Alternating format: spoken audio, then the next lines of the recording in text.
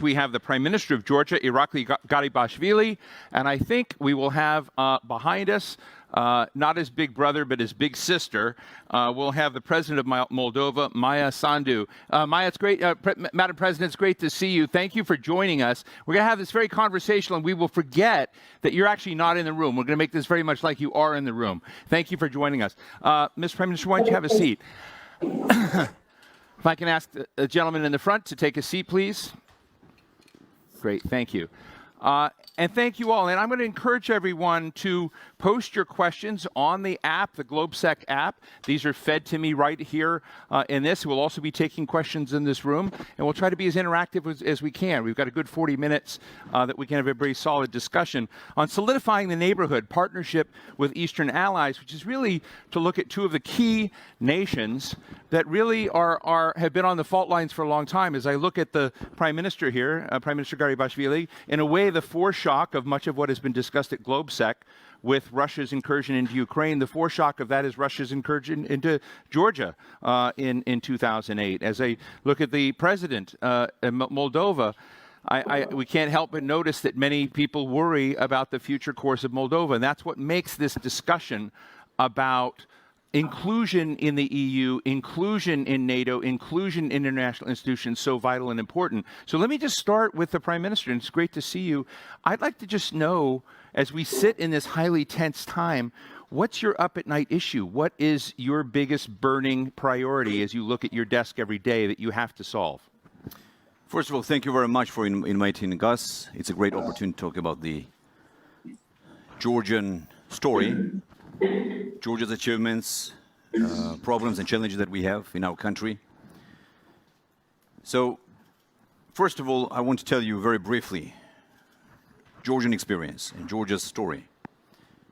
Over the past several years, we have implemented very ambitious reforms since 2012 in all directions: judiciary, media freedom, rule of law, consolidating democracy. And in 2014, we signed the association agreement.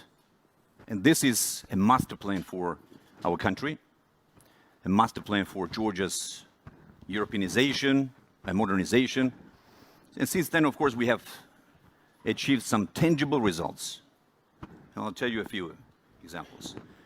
The free trade agreement with the European Union, the visa-free regime, and just recently now we applied officially the application for EU membership. This is a historic decision. And of course, when I'm talking about the integration and the path that we're together with our people pursuing, this is the decision of our people. Georgian people believes that we are part of European family. Georgia belongs to Europe. Of course, now we're waiting for the decision of the European Commission regarding when is that expected? The candidacy. We believe that we are doing everything. We have achieved, as I said, tangible results. Let's take the association agreement. 45% of the agreement has already been fulfilled. The DCFTA, all kind of progress. The progress is remarkable, and Georgia has been a front runner. I would not exaggerate to say that Georgia has always been a front runner of the Eastern Partnership countries. So, therefore, it is a crucial time, especially when we see a full-scale invasion of Russia in Ukraine. This is a historic moment. So now it's up to the European Union to decide whether Europe stands by its allies, by its partners, like-minded countries. So this is, again, I want to say that very crucial and challenging time. So, and as you know, Georgia experienced the war in 2008. Right. Way before Ukraine. You were the foreshock. Way before Crimea. The first war. And all this. And we paid the highest price. So who paid the price? Georgian people paid the highest price. Even in the 90s, we had two wars with Russia. Right. After we gained the regained the independence. So therefore, this is our determination. This is our choice. choice, civilizational choice, I would say. Well, before I jump to Madam President, can you tell me very quickly what your gut feeling is? Do you feel like the EU is leaning into this? Are they trying to help you and they get to yes, or do you feel there is some recalcitrance, some hesitation on the EU side from your perspective? Well, I don't want to speculate on... But you have a gut feeling on... Of course, we talk out with our friends, with our European friends, and I personally talk with my colleagues, and I had multiple meetings with them, multiple phone calls, and I was in Brussels, in fact, 10 days ago, 2 weeks ago, and I met with all the leadership. And of course, my message is that with the Georgian side, we have done our homework. Now we're waiting for the decision of the European Union. So we have to understand this is a political decision, right? Granting the status or not. This is political, this is strategic, but this is moral as well, and this is symbolic. So what kind of message are we sending out to, for example, Russia? Right. Let's take Georgia. I want to talk about my country. I don't want to talk about my country, but Georgia has been loyal to European values, standards, fundamental values of European Union, and we have paid the highest price possible. And we are pursuing our reform. We're doing all the progress in every direction. So we signed the association agreement, free trade, visa-free. Now the application has been submitted. So now it's up to Europe to decide. Madam President, I'd love to ask you the same thing. What is your highest priority right now in Moldova? You know, as you are dealing with the priorities every day that matter, I guess one of the things I'm trying to convey to our audience today, both in this room and online, is the sense of consequence over these decisions regarding the EU, that they are extraordinary and they matter. I think sometimes, you know, on the other side of the equation, the so-called West side of the equation, there can be a kind of ambivalence, you know, but maybe we do this, maybe we don't. Tell us why your priority should be our priority. You're muted. Okay, there you go. Go ahead. Thank you for the invitation. I'm sorry I was not able to be there in person. We have many concerns, and we had lots of challenges even before the war.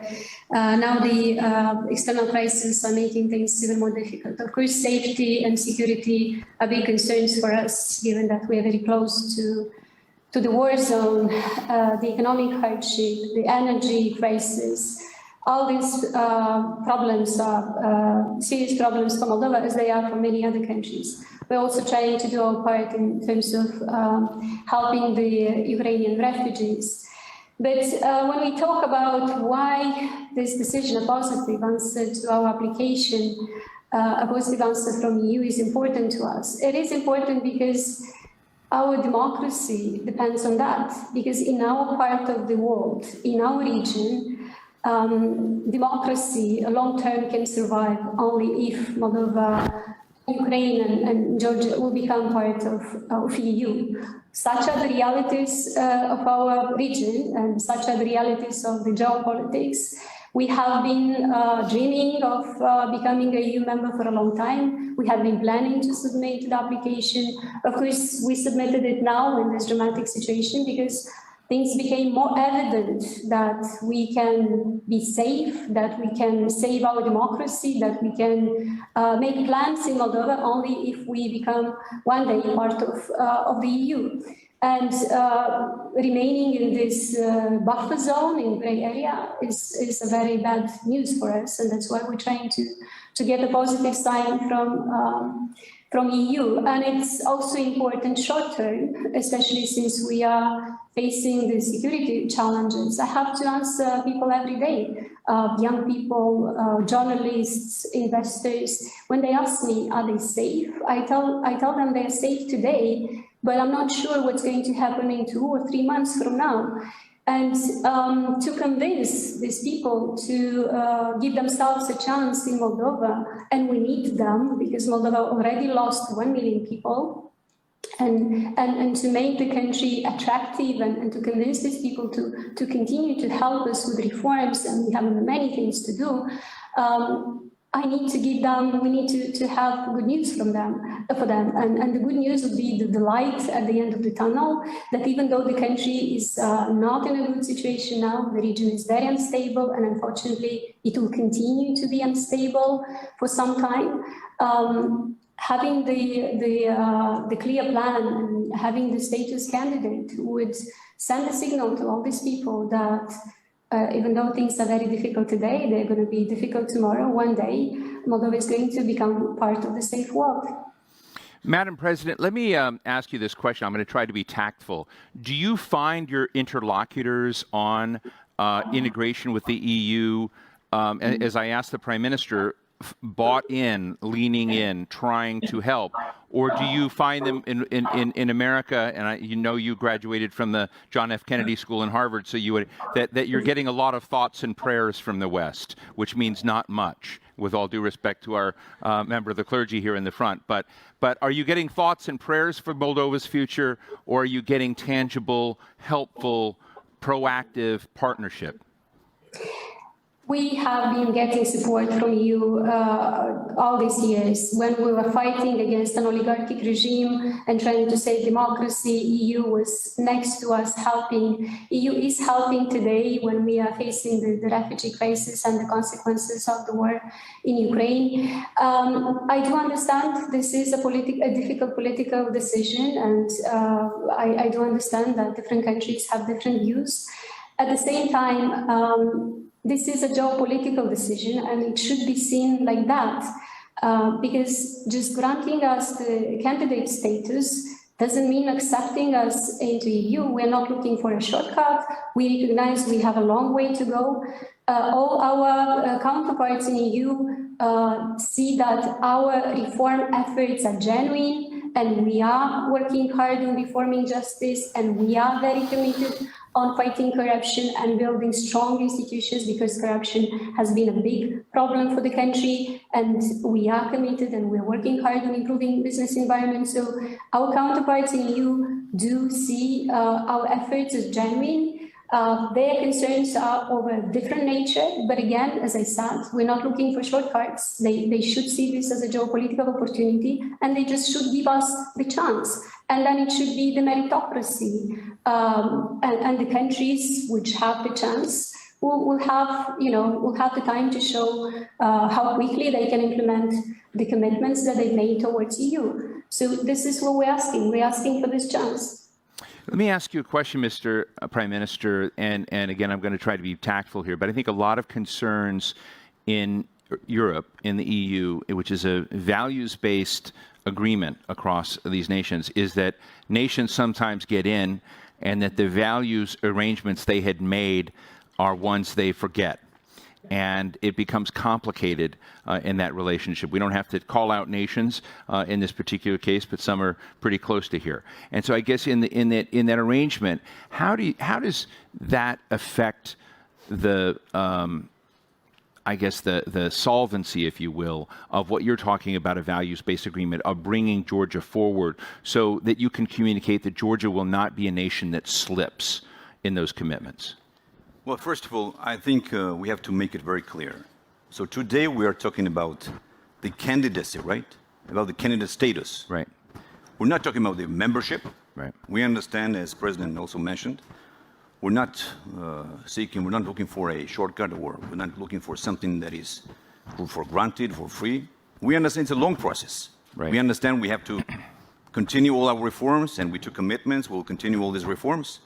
But today, the question is about granting the candidate status or not. And it's a message. It is a message to all of us, to all our nations. It's a message to Russia as well. So from our side, I want to repeat. So we have implemented all these reforms. We have strengthened democratic institutions. We are one of the best performers, best reformers in the wider region, not only in our region, but in the wider region. In terms of transparency, accountability, or media freedom, rule of law, judicial reforms. Let's take, for example, several days ago, according to World Bank, Georgia is #1 in terms of budget transparency, or doing business, or in every direction. Georgia has been the best performer. So now, then my question is that why not? I mean, granting the candidate status would give us additional motivation. This will be a recognition of our progress that we achieved. But again, of course, we understand that it's a working process. We will continue all the reforms. And we will be motivated. We will be in shape always, you know. And of course, there will be a monitoring mission from the European Union. It's not a one-day, let's say, decision, right? It's a long process till we achieve the full-fledged membership. So therefore, I would still repeat the same.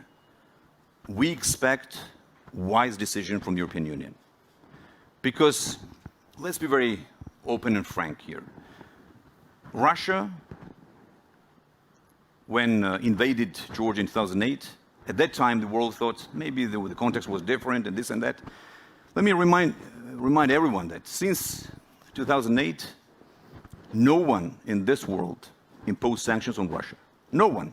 On the contrary, we saw some new restart, recharge, or refresh, or all kind of new relationship with Russia, right?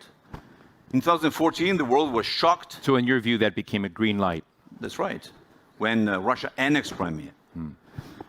And again, just recently, the whole world was surprised and shocked when Russia invaded Ukraine. So I mean that the answer from the West must be adequate, must be relevant, must be proportional. So in today's time, difficult times, if the European Union leaves all these countries, like-minded partners, and associated trio like Moldova, Ukraine, Georgia, without granting the symbolic, let's say, candidate status, I would not hesitate to say that this would be a mistake. Because from our side, we have done everything, and we're doing, and we're committed to do and continue all the reforms. So. Let me ask Madam President one last question. We're going to go to our questions on Slido and to all of you who have questions coming in on the GLOBSEC app. So thank you very much. Madam President, Francis Fukuyama has said recently, I interviewed him recently, and he said that in his view, democracies became lazy. They became inattentive to what it took to build, keep, maintain democracy in all of its forms. That means is respect for political minorities as well as, you know, those who win. And that Ukraine today is reminding a generation of people who did not have any experience with the Cold War what fighting for democracy, sovereignty, freedom is. And so that to the degree that, he was talking about Americans, are tuning in, they're getting that. You came in and you won an election based on pivoting to the Western course, Western values, democracy. Vladimir Putin and many people around him, whom I've interviewed, have said they see democracy as fading out, as dying, as stubborn. And I am just wondering how the average Moldovan citizen is feeling right now, looking at what is happening in Ukraine. They elected you, but what are they feeling in their gut about this moment? And are Western democracies, in Francis Fukuyama's term, too lazy?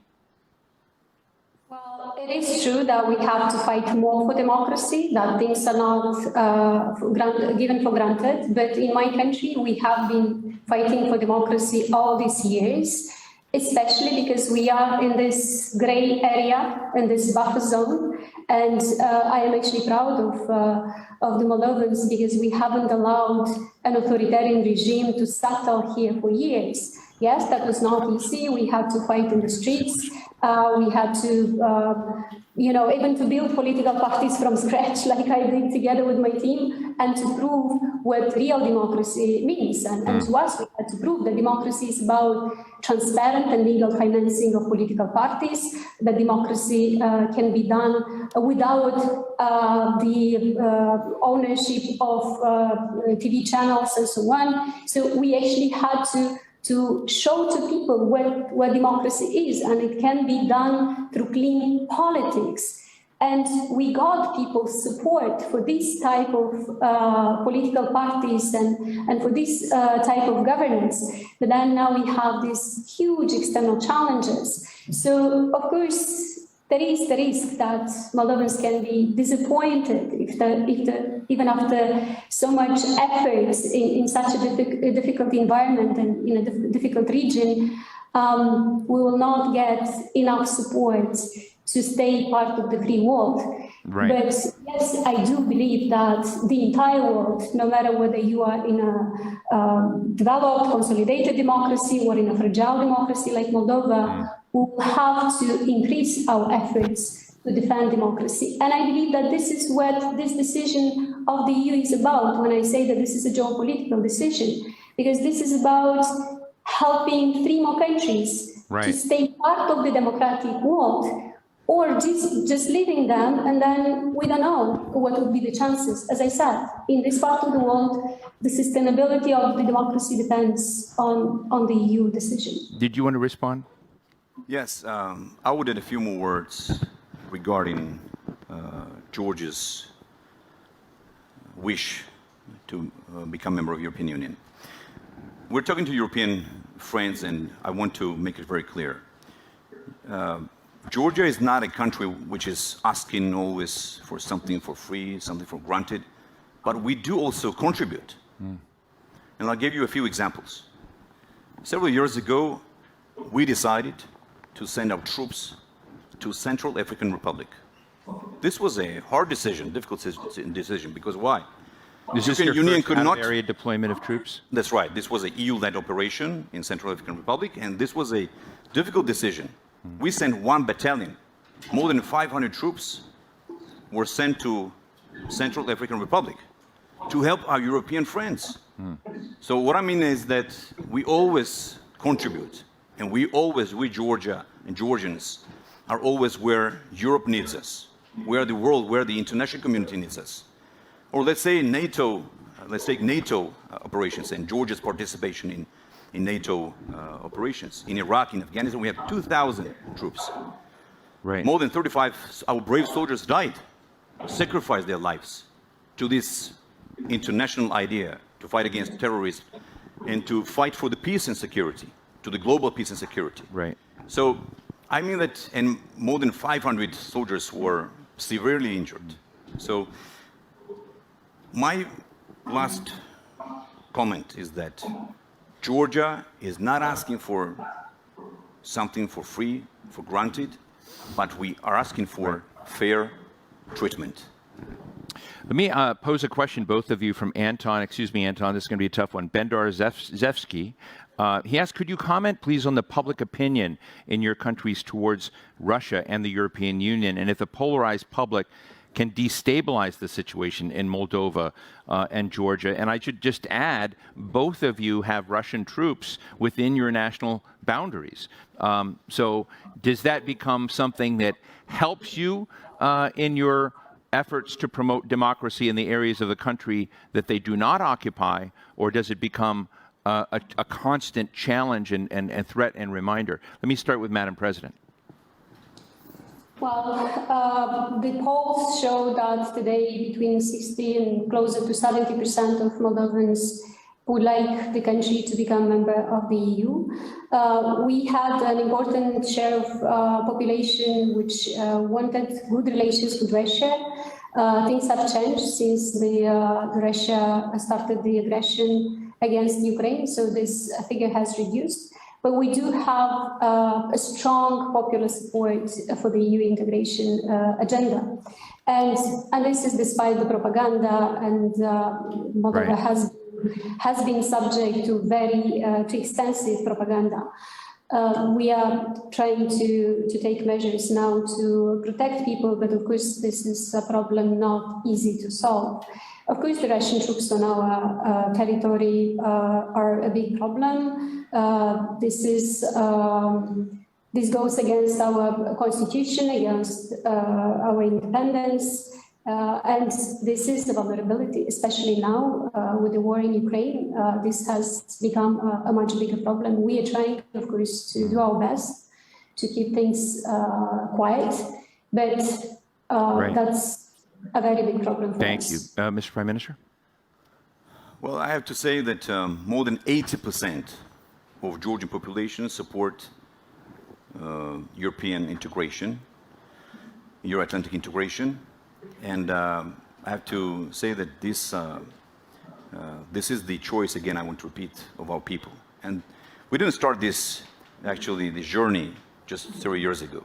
This has always been a dream, a wish, a desire of our people, of our ancestors, centuries ago. So in terms of challenges, of course, the biggest challenge is, of course, the occupation, right? Ongoing occupation. 20% of our territory is occupied by Russia.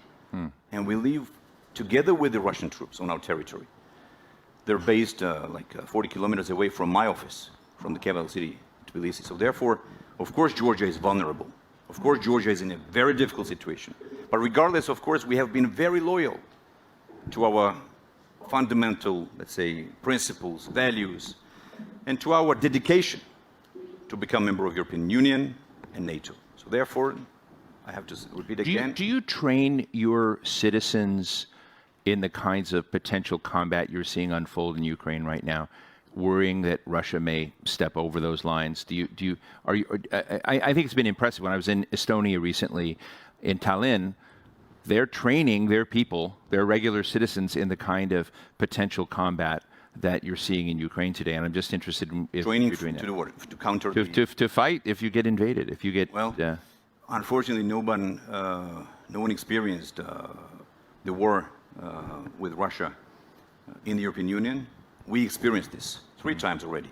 Right. 2 in the 90s when we regained independence. We had wars in Abkhazia and Ossetia, right, in these 2 breakaway regions. And then in 2008, large-scale war. But we know the price of the war. Therefore, peace and stability is the most important achievement of our government. And this is the only period Georgia has had a long-term peace and stability in our country. Of course, we are doing everything to maintain peace and stability. Well, thank you. Let's take this question from this gentleman right here in the second row. And if you'll identify yourself, please. Yeah, hi. So I'm Marko Nemet from Slovakia. I have just a quick question for both of you, basically. I want to just ask, where do you see your countries in the upcoming 5 to 10 years in the EU? And if yes, then what's need to be done from your side, from your country? Thank you very much. Why don't we go to Madam President first? What are the steps you need to take for membership in the EU? We need to do exactly what we promised to our people at the elections, to build a strong state, to eliminate corruption from state institutions. We have started the reforms in the injustice. We are starting now with the vetting process of judges and prosecutors. We are improving the business environment because we need to provide people with economic opportunities, attract investments. We need to solve the issues in the energy because of Moldova's dependence on Russia on energy. We need to build alternatives, and of course we're exploring the green energy. Right. So the same things that we have promised to our people and that our citizens are expecting from us. These are the things that the EU wants us to do. So we have common objectives, and this makes it easier for us to actually achieve them. As I said, right, the external challenges are making it a little bit more difficult, but no matter the external challenges, we continue the reform process. Right. Mr. Prime Minister, I think you've laid out a number of things you've already done, but is there anything you didn't mention that you're still on the list? Well, I think I would add a few more words. Georgia is a natural European country, European state. And again, I would say that we have this, I would say, constitution, which is the association agreement, which is the master plan. So we know exactly what we should do, and we're, of course, pursuing these reforms, and we took commitments, and we know how to transform our country, right, and make it into a real European state. So after 5-10 years, of course, we see ourselves in Europe, as in European Union. After 10 years, of course, this is our dream and this is our wish. Thank you. Right here. Yes, hi. I don't know if your microphone is on. Are we hearing the... Nope. Yeah. There we go. Again, Konstantin Eget, Deutsche Welle. My question is both to the Madam President and to Mr. Prime Minister. Do you think that the EU candidate status, if it is acquired, will serve as a kind of security guarantee from any kind of Russian armed action against your countries? And very brief follow-up to Madam President, if I may.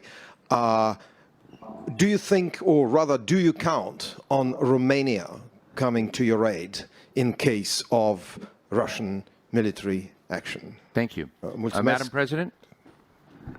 Well, we do believe that we will be safer if we get a positive decision by EU. And again, this is precisely why we submitted the application now, after this war has started. We are concerned about our security. We have been discussing such situations. I mean, if something like that happens, we have been discussing this with Romania and with other partners that Moldova has. And we do hope, even though we don't have very clear answers, we do hope that we'll get support. But we are doing our best to try to keep Moldova out of the war, to keep peace here. And Mr. President, I'd like you to answer it, but as you do answer it, I also want to ask, how cataclysmic would it not to have that accepted by the EU? Well, I think we should, again, clarify this issue because this is a very important question. The question was whether the candidate status will give security guarantees. Of course not. And we're not here to talk about the security guarantees, right? The only organization that I know in the world that provides security guarantees is NATO. Today, here, we're talking about the candidate status, which is symbolic, but meaningful, of course. For us, this is meaningful. Therefore, my answer is, of course, not. The candidate status will not provide security guarantees to neither Georgia nor Moldova or Ukraine, but this is rather an encouragement and will give more motivation to the countries to continue its reforms. Well, thank you. But we have a question again from the app, and this is to President Sandu. Do you think that Moldova's constitutional neutrality is sustainable in light of the Russian invasion of Ukraine? Well, the constitutional And I should say this is from Gergo Ilis. So, Gergo, thank you. Madam President, go ahead. The constitutional neutrality is not respected by Russia because they have Russian troops stationing here illegally. So, no, I don't believe that the neutrality in constitution protects us. This has been the decision of the people when the constitution was voted. I have to say that still a large part of the population believes that neutrality should be preserved, and we respect the will of the people, but we are concerned and we understand the risks to our security and our safety, and are trying to do our best. In the meantime, we're trying to consolidate a little bit our defense system, talking to the EU. EU has a new initiative, the Initiative for Peace, talking to our partners. But again, we believe we need to be part of a bigger family to feel safe. Thank you. Let's take a question right here. Yes, hi. Thank you very much for doing this. Twofold question. One is there anything that you wish to be seeing or getting, particularly from America and Washington at the moment? And to what extent do you think domestic polarization is hindering Georgia in this process that we're talking about? You mean U.S. domestic polarization? No, Georgian. Georgian domestic polarization. Mr. Prime Minister. Well, the polarization is everywhere. In every country. This is Georgia's politics is full of emotions. We have been trying to de-escalate, to minimize the polarization. And I think today we have a pretty stable political environment, political stability, economic stability. We have very good and strong economic growth. Last year we had 10.4% economic growth. This year, first quarter, we have 14.4% economic growth. Well, of course, the opposition is everywhere. The job of the opposition is to criticize the government, which is very normal. We have lots of opposition parties in the parliament. We have 9 parties in the parliament. We have lots of opposition TV channels. The media outlet is very, let's say, diversified. As to the first question, what Georgia can ask the U.S., I want to say that America has helped Georgia since we regained our independence significantly. More than $6 billion was donated to Georgia over the last 3 decades. And U.S. has been very generous in supporting Georgian defense forces, providing weapons, training our military personnel, our soldiers, Right. and supporting us on our way towards Euro-Atlantic integration, our path, strengthening democratic institutions, and so on. And we have very good cooperation and truly strong partnership and friendship, and of course we will continue this strategic relationship with America. Thank you. So what I'm going to do now is take 2 questions. I got them both right here because I fear this gentleman if I don't get him in. But we'll take these 2 questions and then wrap here. Go ahead, real quick. Thank you so much. I will be brief. Pavel Havlicek from Association for International Affairs. I have a question to you, Mr. Prime Minister.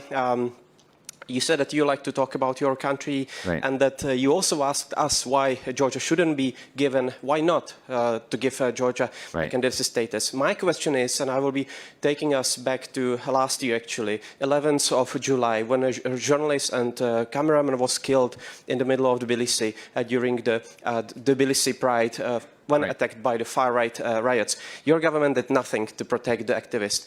Will your government this year repeat the same mistake, or will it really stand up for European values? Thank you so much. Thank you very much. Let's go to Elmar Brock right here. Elmar, I don't think your mic's on.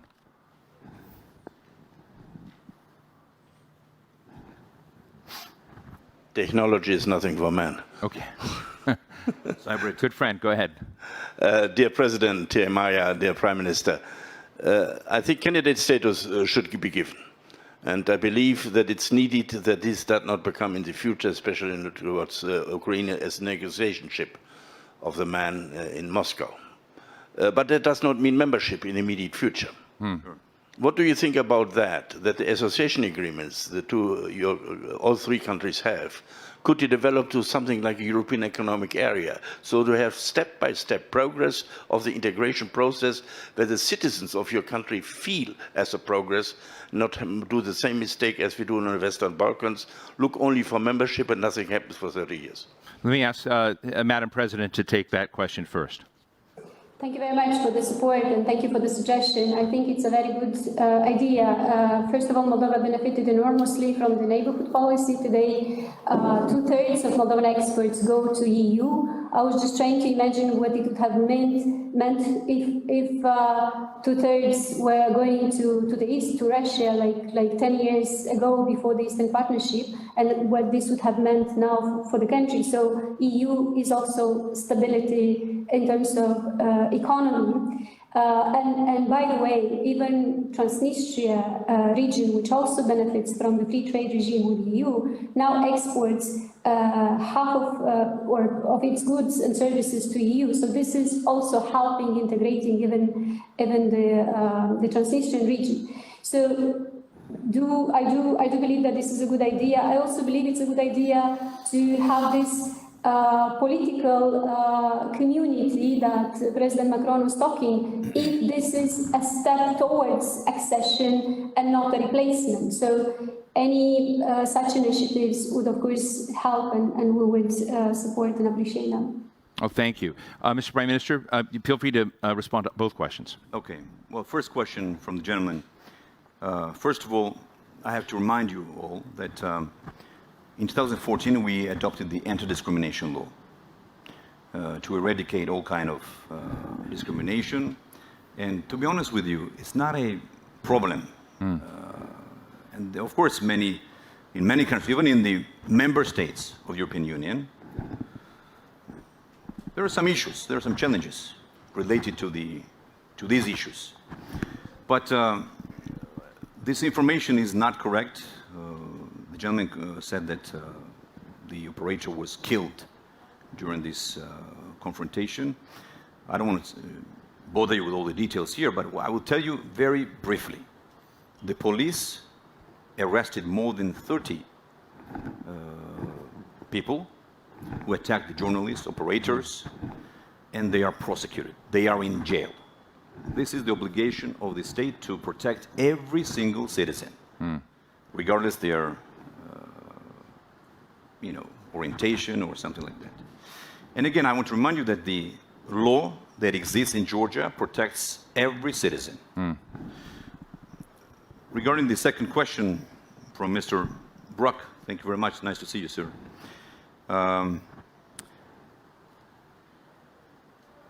Given candidate status, of course, I agree with you, and I've said this, does not mean given membership. So we should not be afraid of giving this encouragement, this motivation to these young democracies, Georgia, Moldova, Ukraine. And let's imagine that EU does not give the candidate status. Who will be happy in this world because of that? Only Russia. But look, what is the example? What is the message that we're spreading in the countries surrounded, in our region and beyond, in the wider region? That these countries have been loyal, they've been doing all the reforms, they signed association agreement, visa-free, which is tangible, and which our citizens really, use, and we are absolutely grateful. A free trade agreement. Now they submitted this application, and all of a sudden, the European Union decided not to give them this symbolic but meaningful status. Again, I think this will be a mistake, and I think we should convince our European friends to give candidate status to all three countries. Well, listen, I want to thank both of you, thank the audience very much. I'm very happy a question did come up about, in this case, which LGBTQ rights, but it's about rights across the board. And I once told someone, when I was studying the European Union a long time ago on whether its expansion was good or bad, it kind of reminded me of the old Star Trek movie. This may sound weird, where the bad folks in the Star Trek movie were the Borg, and you either assimilated with them or you got wiped out. And to a certain degree, the Europeans and the way they assimilate and have been able to assimilate other cultures and bring other cultures into a code of consistency and consistent standards and rights has since I once wrote that paper many years ago, have become very, very impressive. And I understand why this is such a high stakes and important issue for both Georgia and Moldova. Please give a round of applause to Prime Minister Irakli Garibashvili of Georgia and President Mayu Sandu. Thank you both so much. I will tell everyone that we'll be back at the Danube stage at 10 minutes after 4. There's a coffee break now. Thank you all for joining us. Sorry we couldn't get to more questions.